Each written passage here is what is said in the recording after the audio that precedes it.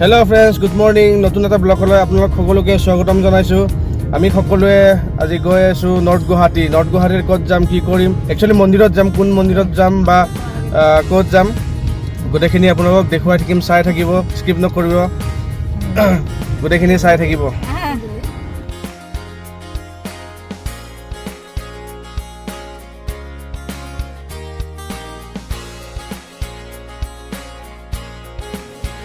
এয়া চাওক শৰাইঘাট দলং। এতিয়া নতুনখনেৰে গৈ আছোঁ, ঘূৰি আহোঁতে পুৰণিখনেৰে ঘূৰি আহিম। চাওক শৰাইঘাট দলং, আৰু বেছি দূৰ নাই আৰু আমি পাম আৰু মন্দিৰলৈ।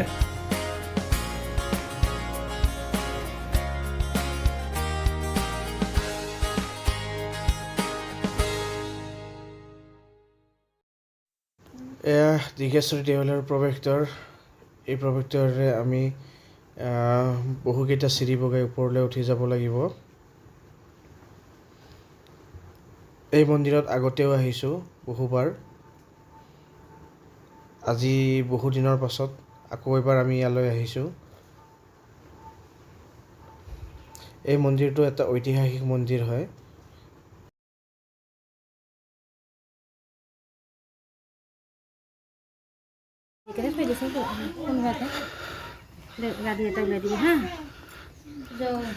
এয়া চাওক ঐতিহাসিক দীঘেশ্বৰী দেৱালয়ৰ প্ৰৱেশদ্বাৰতে আছে আমাৰ গণেশ বাবাৰ মূৰ্তি। এইটো সম্পূৰ্ণ জীয়া শিলত আছে।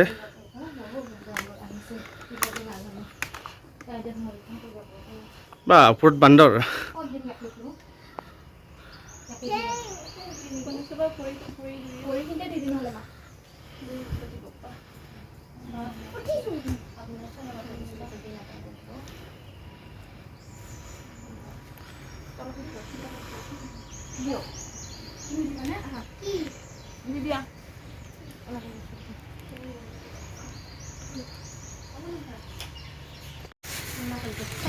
মই যেতিয়া সৰুতে আহিছিলোঁ এই মন্দিৰটোত, এই গণেশ বাবাৰ মূৰ্তিটো দেখিছে, এই গণেশ বাবাৰ মূৰ্তিটো সৰু আছিলে। এইটো সম্পূৰ্ণ জীয়া শিল বুলি কয়। চাইণ্টিফিক কি আছে নাজানো, কিন্তু এই গণেশ বাবাটোও ডাঙৰ হৈ গৈছে। ভাল লাগে এই মন্দিৰটোত আহি, পৰিৱেশবোৰ বৰ ধুনীয়া, চাৰিওফালে পাহাৰ।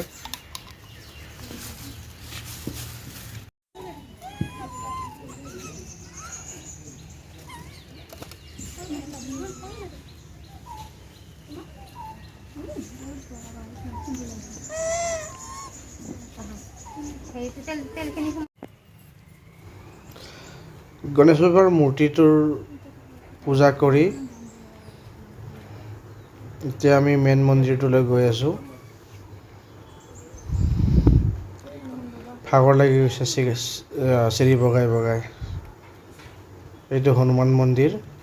ওপৰৰ পৰা আহি ইয়াত সোমাম আৰু।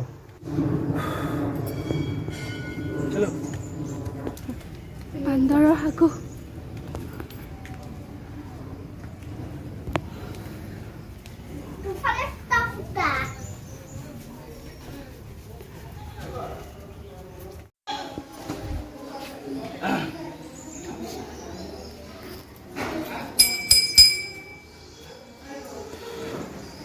আঙুলিখন কপালটো মুচি দিম, ইমান ভাবিছোঁ কপাল।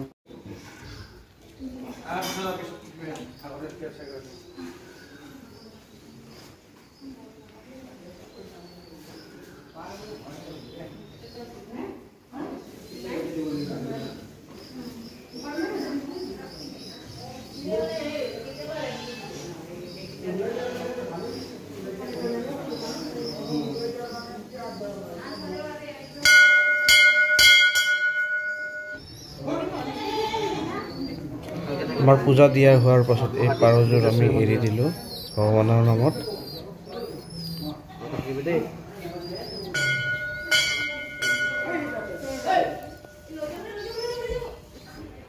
এই মন্দিৰটোৰ বহুতো বিশেষত্ব আছে। তাৰ ভিতৰতে এই মন্দিৰটোত দীঘেশ্বৰী মাৰ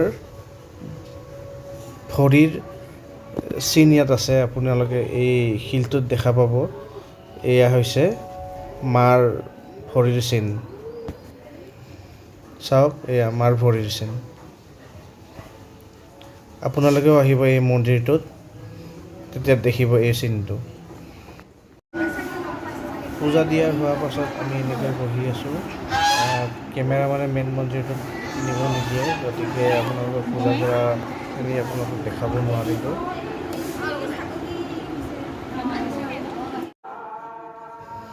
আগৰে পৰা এটা নিয়ম আছে যে এই মন্দিৰটোত দীৰ্ঘচৰী মাক বহাগ মাহত এই পালকিটোৰে ফুৰাবলৈ লৈ যায়।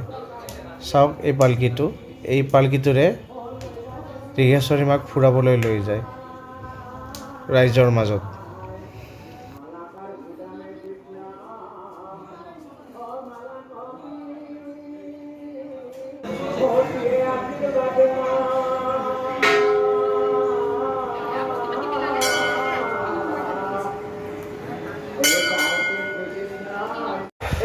আমাৰ পূজা দিয়া হৈ গ'ল। এতিয়া আমি যাওঁ, এতিয়া জেঠীমাৰ ঘৰলৈ যাম।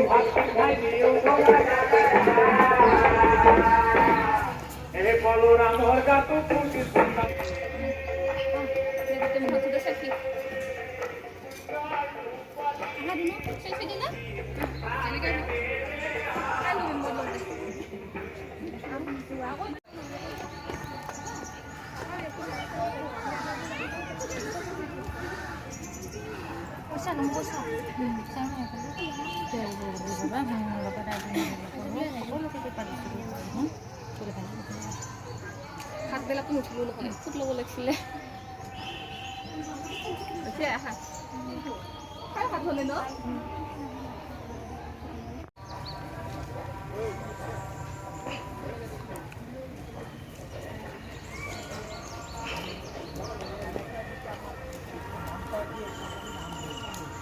আমি আহি পালোঁ জেঠীমাৰ ঘৰ। মন্দিৰৰ পৰা বেছি নহয়, 5-6 কিলোমিটাৰমান আঁতৰত হয়। গোটেইবিলাক আহি পালোঁ। কি এইটো জেঠীমাহঁতৰ ঘৰ।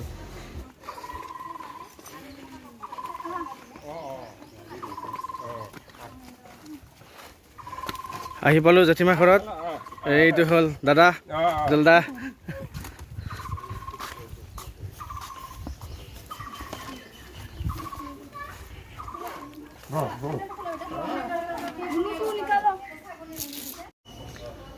চাওক কপৌ ফুল, বহাগৰ বতৰত কপৌ ফুল ফুলে। কি ধুনীয়া, বহুত দিনৰ পাছত দেখা পালোঁ কপৌ ফুল। এইটো কঁঠাল গছত হৈছে কপৌ ফুল।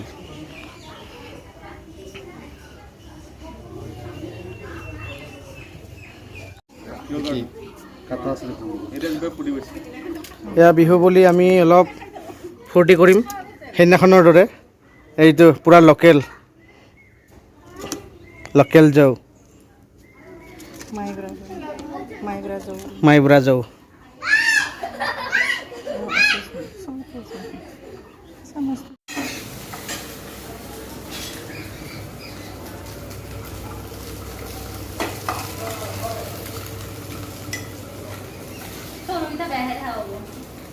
নাই একো নহয়।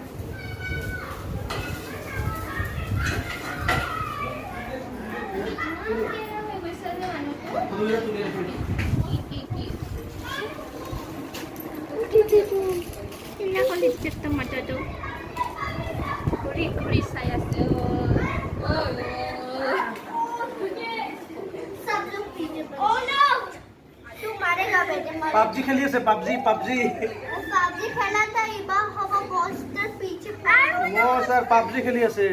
अरे मेरे पीछे इतना सारा पोस्टर लगा हुआ था। साउंड टिकली ओयो आंगले कैसे हानी बोले हानी ভোক লাগিছে নেকি বাইদেউ? গৰম লাগিছে, গৰম সেইকাৰণে অলপ মানে আহিলোঁ আমি দুইটাই বাহৰ তলত। হা আৰু আহি আছে।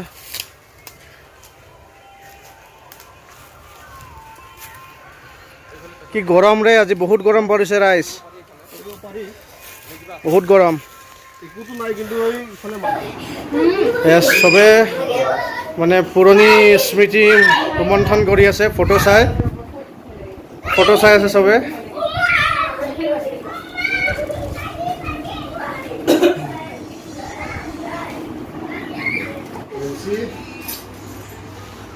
এতিয়া খোৱাৰ সময়।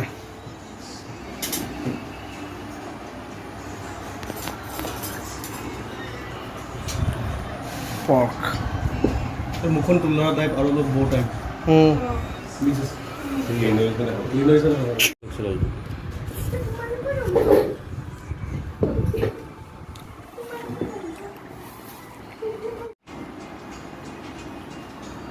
টেষ্টি খানা আমি সকলোৱে খোৱাত ব্যস্ত। তৃপ্তিৰে খালোঁ, বহুত ভোকত আছিলোঁ। বঢ়িয়া লাগিল ভোকত ভাত খাই। দে কি কৰি আছা কোৱা ফেভৰেট বাৰ্ডছ তুমি কোৱা ফেভৰেট বাৰ্ডছ কাউৰী ভাল পোৱা তুমি ক্ৰ ভাল পোৱা परेशान कर रहा है हमें भी करना होना ओह इसलिए मिलता है ना हाँ वो दोनों में और वो दोनों एक जैसा है अच्छा हाँ इसलिए पसंद